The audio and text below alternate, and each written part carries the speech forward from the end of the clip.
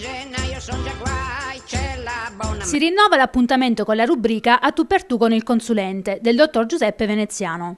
Nella nuova puntata in onda, a partire da domani, il consulente risponde a numerosi quesiti posti dagli affezionati telespettatori.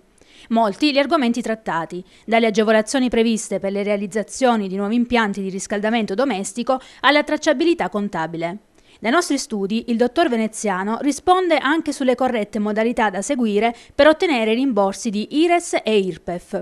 Quali argomenti sono stati trattati nella nuova puntata di A tu per tu col consulente? Stiamo rispondendo a una serie di quesiti che spaziano, diciamo, dall'agevolazione per quanto riguarda per esempio la costruzione di un caminetto a legna, perché lì c'è l'agevolazione al 50%, per quanto riguarda per esempio la tracciabilità. Ci sono quesiti che riguardano l'importo dello sconto fiscale, se è legale andarlo a, diciamo, a scrivere diversi puntati, diversi importi, anche se poi l'importo supera i 1.000 euro, per loro c'è gente che pensa che sia giusto, e invece così non è. Abbiamo parlato quindi di tracciabilità. Parleremo anche in modo particolare per quanto riguarda la possibilità della richiesta del rimborso dell'IRPEF, dell'IRES. Da dove scaturisce?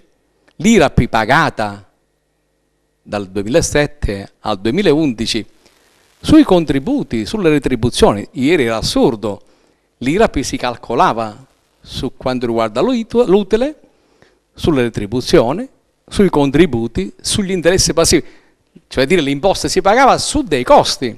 Ebbene, siccome il fisco, per evitare di sbattere a muro, ha ritenuto di non farsi dichiarare incostituzionale questa norma, questo modo di procedere, ha detto bene, l'IRAP è deducibile, bene, a questo punto non fate altro, fatevi i calcoli per 48 mesi e quindi vi andate a prendere la differenza. Sono differenze molto grosse. A tu per tu con il consulente va in onda domenica alle ore 16 circa ed in replica il lunedì alle 19.05, il martedì, giovedì e sabato alle ore 12.45 ed il venerdì alle ore 23.10.